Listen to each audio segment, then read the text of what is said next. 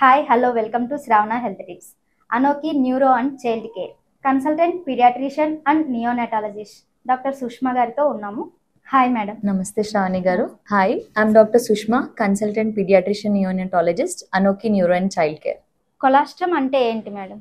శ్రావణి గారు, కొలెస్ట్రమ్ అంటే తల్లికి ఫస్ట్లో మొదటిగా వచ్చే పాలని కొలెస్ట్రమ్ అంటారు. దాన్ని లిక్విడ్ గోల్డ్ అంటారు. అంటే దాంట్లో ఉన్న ఉపయోగాలు ఎన్నో చెప్పలేము. సో దాన్ని బేబీకి అందించడం, అది కేవలం 2-3 చుక్కలైనా పర్వాలేదు, few drops also is very valuable to the baby. So కొందరికి ఏంటి, కొన్ని పద్ధతుల్లో మూఢనమ్మకాల్లో ఆ ముర్రుపాలను తీసేసి పడేస్తారు. అది పాలు కాదు, బిడ్డకి ఇవ్వకూడదు అని పడేస్తారు. అది చాలా పెద్ద తప్పు. ఆ ఫ్యూ డ్రాప్స్లో కూడా చాలా యాంటీబాడీస్, వ్యాధి నిరోధక శక్తిని పెంచే ఎన్నో క్వాలిటీస్ ఉంటాయి. సో ఖచ్చితంగా ముర్రుపాలు బేబీకి అందించాలి. అది మొదటి అర్ధగంటలో కానీ లేదా పుట్టిన 2-3 గంటల్లో కానీ నవజాత శిశువుకి కొలెస్ట్రమ్ లేదా ముర్రుపాలని అందించడం చాలా హెల్ప్ఫుల్ అవుతుంది. తల్లిపాలు ఎన్ని నెలల వరకు అండ్ ఎన్ని సంవత్సరాల వరకు ఇవ్వాలి మేడం? శ్రావణి గారు, తల్లిపాలు ఎంత సమయం ఇవ్వచ్చు అనేది చాలా తల్లులు అడిగే క్వశ్చన్. ఎప్పుడు ఆపొచ్చు, ఎంతవరకు ఇవ్వచ్చు అని. తల్లిపాలు పుట్టిన వెంటనే మొదలుపెట్టి 6 నెలల వరకు, పిల్లలు 6 నెలలు పూర్తయ్యే వరకు, 6 నెలలు పడడం కూడా కాదు, 6 నెలలు పూర్తయి 7వ నెల వచ్చే వరకు కేవలం తల్లిపాలు మాత్రమే ఇవ్వాలి.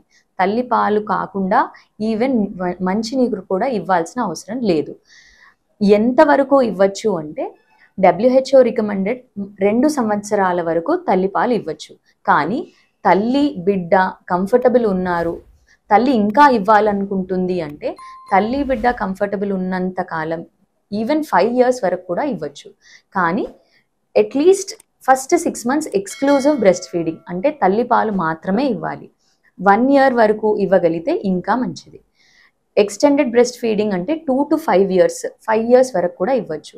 So exclusive breast feeding up to 6 months and at least 1 year వరకు తల్లి పాలు ఇవ్వడానికి ప్రయత్నం చేయాలి. తల్లిపాలు బాగా పెరగాలంటే ఎలాంటి ఫుడ్స్ తీసుకోవాలి మేడం?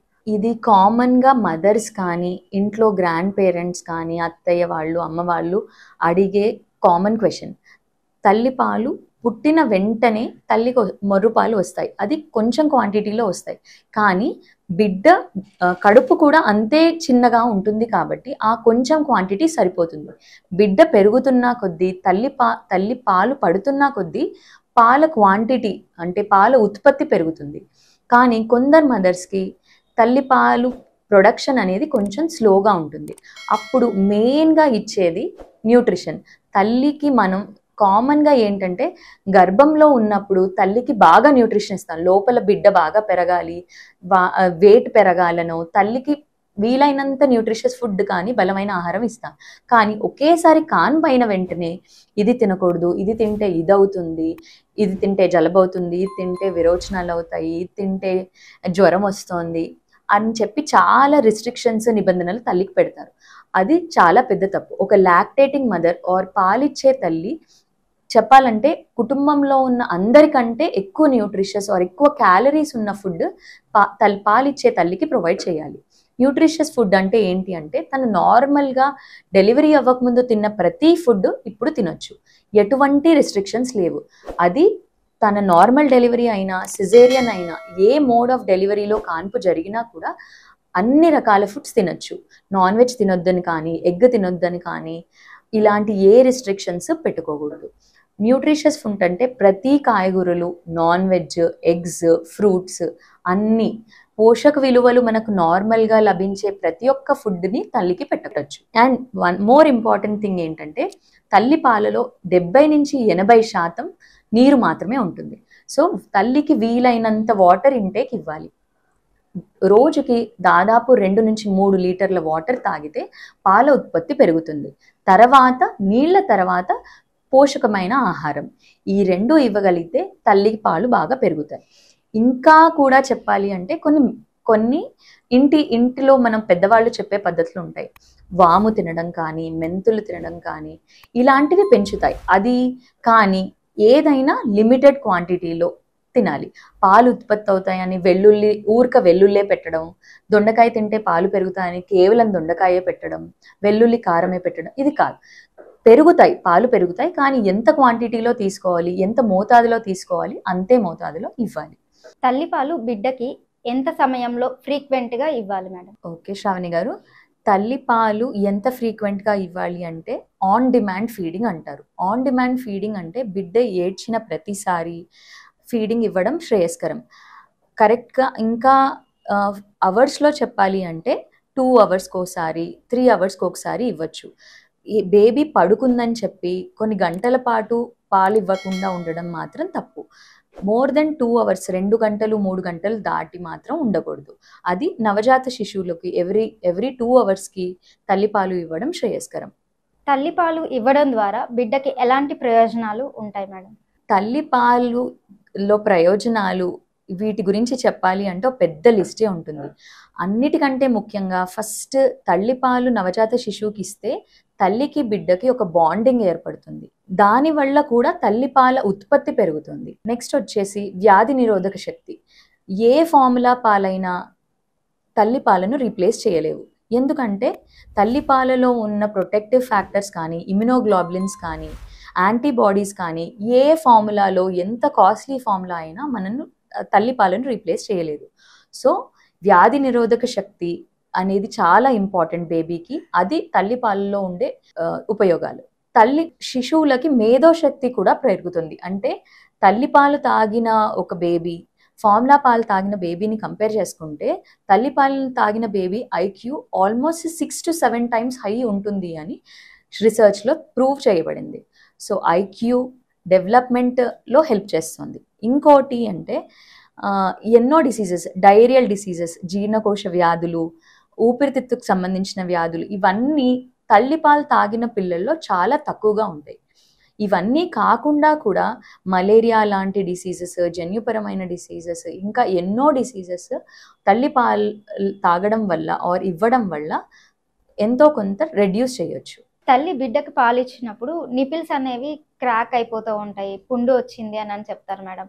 సో ఇది రాకుండా ఉండాలంటే ఎలాంటి పొజిషన్స్లో బేబీకి పాలు అనేది తాగిపించాలి? బేబీ కరెక్ట్గా ల్యాచ్ చేయకపోవడం వల్ల, ల్యాచింగ్ అంటే రొమ్ము ఎస్పెషల్లీ నిప్పుల్ని కరెక్ట్గా పట్టుకొని పాలు చీకకపోవడం వల్ల తల్లికి ఇలాంటి ప్రాబ్లమ్స్ అన్నీ వస్తాయి. అంటే పగుళ్ళు రావడం, సోర్ నిపిల్స్ అంటే నిపిల్ ఏరియాలో మొత్తం ఆ ప్లేస్లో అంతా మంట, ఎర్రగా అవ్వడము, లేకపోతే పాలు గడ్డ కట్టిపోవడం, ఇవన్నీ ప్రాబ్లమ్స్ బేబీ కరెక్ట్గా అటాచ్ అవ్వకపోవడం వల్ల లేదా ల్యాచ్ అవ్వకపోవడం వల్ల వచ్చే problems. Correct latchment or correct attachment ఎప్పుడు అవుతుంది అంటే ఎప్పుడైనా బేబీ ఓన్లీ నిప్పుల్ని మాత్రం పట్టుకోకూడదు. నిప్పుల్ అంటే మనకు కనిపించే బయటికి బొడ్డులాగా కనిపించేదాన్ని ఆర్ చనుమల్ని నిప్పుల్ అంటారు. దాని చుట్టూతా ఉండే పోర్షన్ని ఏరియోలా అంటారు. సో ఓన్లీ నిప్పుల్ని పట్టుకోకుండా ఏరియోలా, ఆ చుట్టూ అంత నల్లగా ఉన్నంత భాగాన్ని మొత్తంగా పట్టుకున్నప్పుడే కరెక్ట్ అటాచ్మెంట్ అవుతుంది. అండ్ బేబీ యొక్క అప్పర్ లిప్ యొక్క పొజిషన్ ఏరియోలాని ఎంత వీలైతే అంత కవర్ చేయాలి. బేబీ యొక్క లోవర్ లిప్ ఇవర్టెడ్ ఆర్ బయటికి మడిచి ఉండాలి. అప్పుడు కరెక్ట్గా ఏరియోలాని పట్టుకుందని అర్థం. అండ్ బేబీ చీక్స్ అనేవి ఫుల్ అవుతాయి. అంటే ప్రతిసారి సక్ చేసిన ప్రతిసారి ఆర్ బేబీ పాలు చీకిన ప్రతిసారి చీక్స్ బాగా ఫుల్ అవుతాయి. అండ్ బేబీ కరెక్ట్ అటాచ్మెంట్ అవుతే బేబీ గల్ప్ ఆర్ మింగిన సౌండ్ కూడా మనకు తెలుస్తుంది. అండ్ కరెక్ట్గా గుడ్డు గుర్తులాగా చెప్పాలి అంటే బేబీ ముక్కు నిప్పుల్ లెవెల్లో ఉండాలి. అండ్ తల ఎప్పుడు ఎత్తుగా పెట్టి ఉండాలి. ఇవన్నీ ఫాలో అయినప్పుడు కరెక్ట్ లాచ్మెంట్ ఆర్ కరెక్ట్ అటాచ్మెంట్ అంటారు. ఇది ఫాలో అయితే తల్లికి సోర్ నిపిల్స్ కానీ, లేకపోతే నిపిల్కి పుండవడం కానీ, పాలు గడ్డలు కట్టడం కానీ, ఇలాంటి ప్రాబ్లమ్స్ని అవాయిడ్ చేయొచ్చు. తల్లిపాలు గడ్డలు కట్టకుండా ఉండాలంటే ఎలాంటి జాగ్రత్తలు తీసుకోవాలి మేడం? ఒకవేళ తల్లిపాలు గడ్డలు కట్టి ఉంటే ఎలాంటి ట్రీట్మెంట్ తీసుకోవాలి? ఓకే శ్రావణి గారు, తల్లిపాలు గడ్డలు కట్టడం అనేది కొందరు మదర్స్లో జరుగుతుంది. అది ఎందుకు జరుగుతుందంటే బేబీ పాలు ఫ్రీక్వెంట్గా తీసుకోకపోవడం వల్ల మెయిన్గా. అంటే పాలు రొమ్ము లోపనే ఉండిపోయి అవి గడ్డలు కడుతుంది. బేబీకి ఫ్రీక్వెంట్గా పాలు ఇవ్వడం ఫస్ట్ మదర్ చేయాల్సిన పని. అది చేస్తే అసలు పాలు గడ్డలు కట్టవు. లేదు ఏదైనా సిచ్యువేషన్స్లో పాలు గడ్డలు కడితే మదర్కి చాలా పెయిన్ ఉంటుంది. అండ్ రొమ్మంతా రెడ్ అవ్వడం కానీ, ఆ గడ్డలు అవ్వడం కానీ అవన్నీ జరుగుతాయి. తర్వాత తనకి చాలా ఫీవర్, జ్వరంగా ఉండడం, చలి రావడము, పాలు గడ్డలు కట్టి ఆ తర్వాత ఇన్ఫెక్షన్ అయ్యి దాని నుంచి చీము రావడం ఇవన్నీ జరుగుతాయి. దాన్ని క్లాట్ డక్ట్ కానీ లేకపోతే మాస్టైటిస్ అని కానీ అంటారు. ఇవన్నీ జరగకుండా ఏం చేయగలుగుతాము అంటే ఫ్రీక్వెంట్గా తల్లి బేబీకి పాలు ఇవ్వడం, లేదా పాలు ఇవ్వలేని సిచ్యువేషన్స్లో పాలను తీసి భద్రపరచచ్చు, లేదా వేరే శిశువుకి ఇవ్వడం, ఇవన్నీ చేయొచ్చు.